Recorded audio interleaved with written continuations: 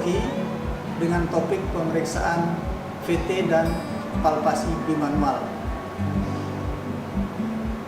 Urutan-urutan pemeriksaan kita mulai dari persiapan. Yang pertama, menyapa pasien dan memperkenalkan diri. Kedua, menjelaskan tujuan pemeriksaan. Ketiga, menjelaskan prosedur pemeriksaan. Keempat, minta persetujuan untuk melakukan tindakan atau pemeriksaan. Selamat pagi Bu, namanya siapa? Saya dokter yang bertugas di poliklinik akan melakukan pemeriksaan kandungan ibu supaya tahu kondisinya. Gimana Ibu? Apakah Ibu bersedia? Ya. Kalau gitu saya akan menyiapkan alat. Kedua, prosedur pemeriksaan. Kita mulai dari persiapan alat dan bahan. Yang dibutuhkan adalah sarung tangan steril, kemudian duk steril, spekulum vagina, dan tampon tang, kemudian cairan desinfektan. Kemudian pasien dipersilakan untuk mengosongkan kantung kencing dan membersihkan di daerah vulva. 7. Pasien disuruh naik ke meja pemeriksaan dengan posisi litotomi, kemudian memakai selimut atau kain penutup. Setelah pasien tidur terlentang di atas meja pemeriksaan, kita pasang selimut. Yang ke-8, menghidupkan lampu ginekologi dan diarahkan tepat ke aspektus genitalis. Kita menghidupkan lampu, kemudian lampu kita arahkan persis di aspektus genitalis. Ke-9, cuci tangan, kemudian dikeringkan dan memakai sarung tangan steril.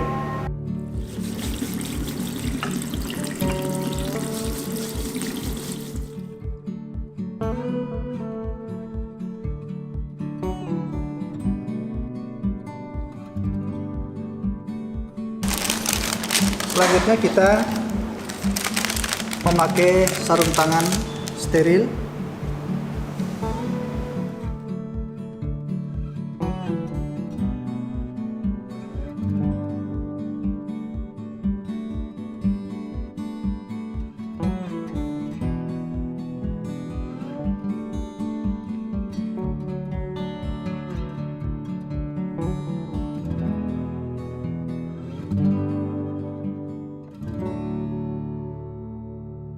Yang 10, posisi pemeriksa duduk di depan aspektus genitalia.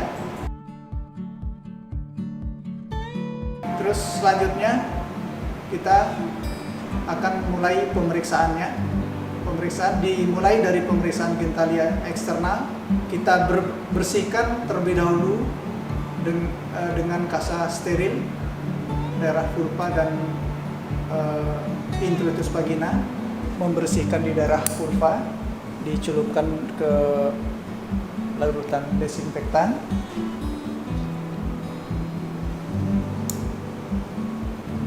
Dengan arah atas ke bawah, kita bersihkan mulai dari introitus vagina,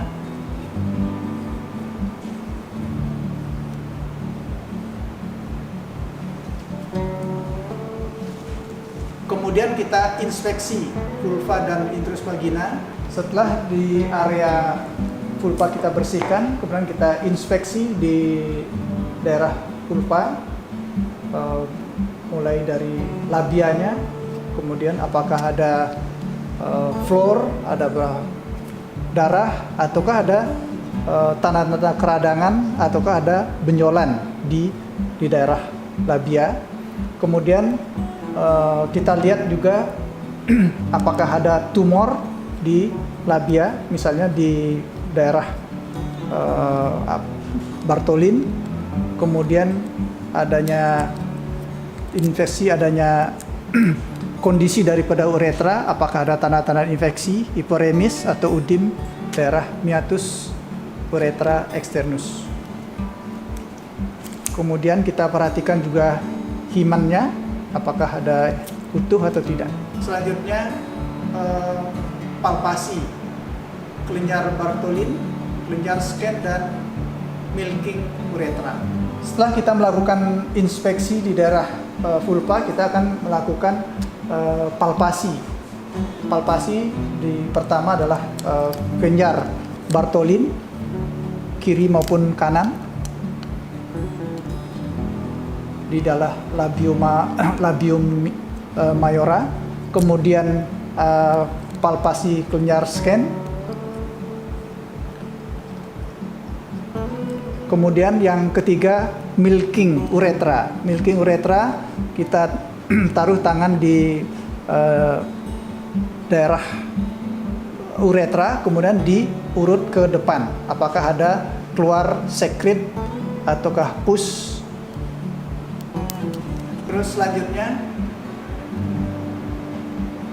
pemeriksaan di manual.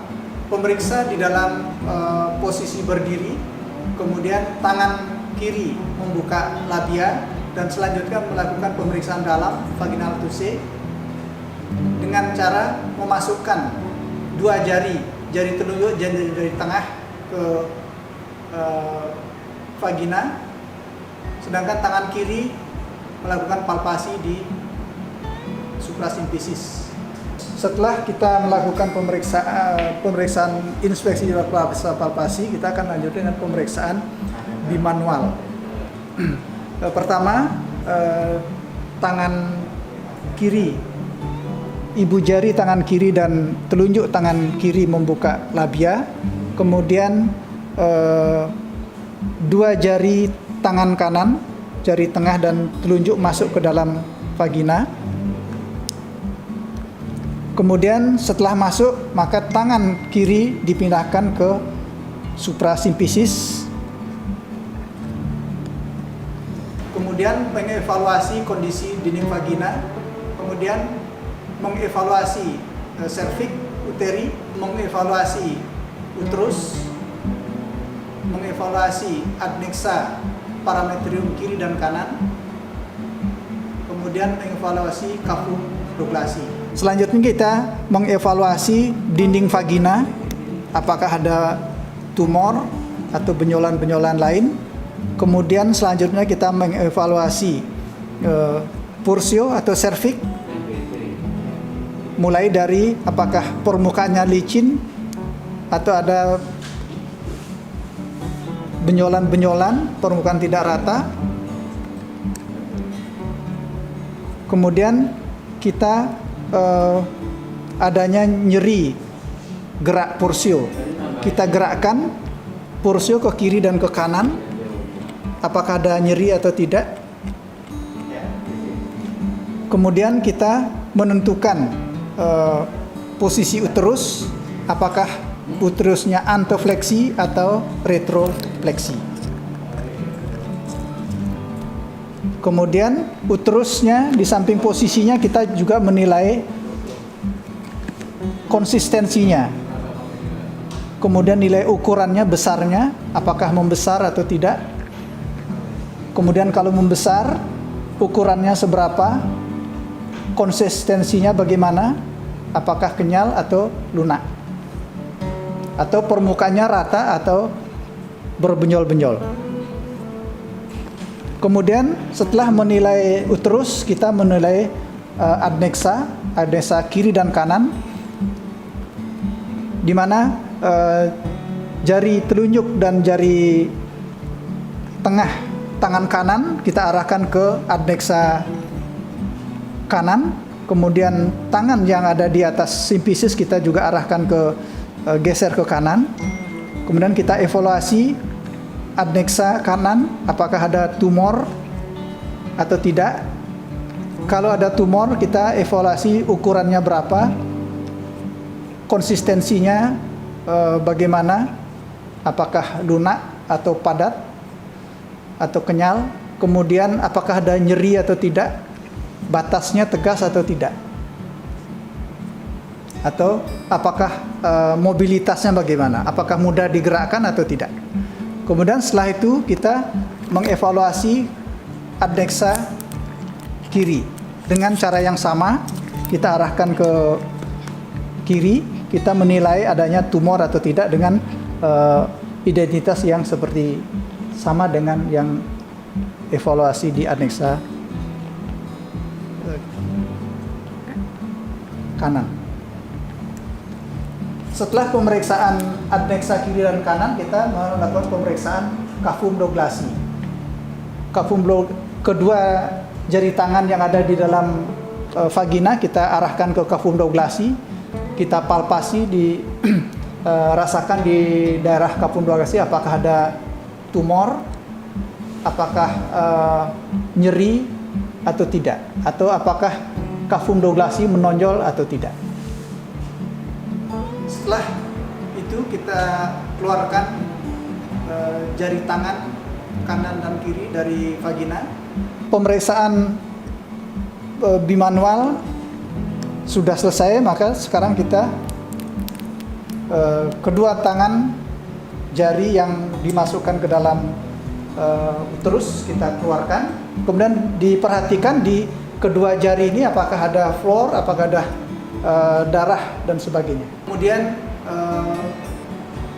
bersihkan di area vulva. Kita bersihkan kembali di daerah vulva dengan kasa steril, sama dengan yang proses membersihkan darah vulva seperti tadi. Terus kasa kita masukkan ke dalam kontainer. Kemudian kita membuka sarung tangan, kemudian direndam di dalam larutan klorin 0,5%. Setelah pemeriksaan bimanual selesai, maka sarung tangan dibuka, dimasukkan di dalam larutan klorin. Kemudian kita cuci tangan. Selanjutnya pasien disuruh turun dari meja pemeriksaan, kembali memakai pakaian. Kemudian dilanjutkan dengan mencatat hasil pemeriksaan. Setelah pemeriksaan selesai, kita memberikan penjelasan semua hasil pemeriksaan kepada pasien dan rencana tindak lanjut. Pemeriksaan bimanual sudah selesai, kemudian pasien disuruh turun dari meja pemeriksaan, kembali memakai pakaian. Kemudian kita akan menjelaskan semua hasil pemeriksaan kepada pasien dan apakah rencana tindak lanjut daripada hasil pemeriksaan, apakah perlu dirujuk ke rumah sakit atau tidak.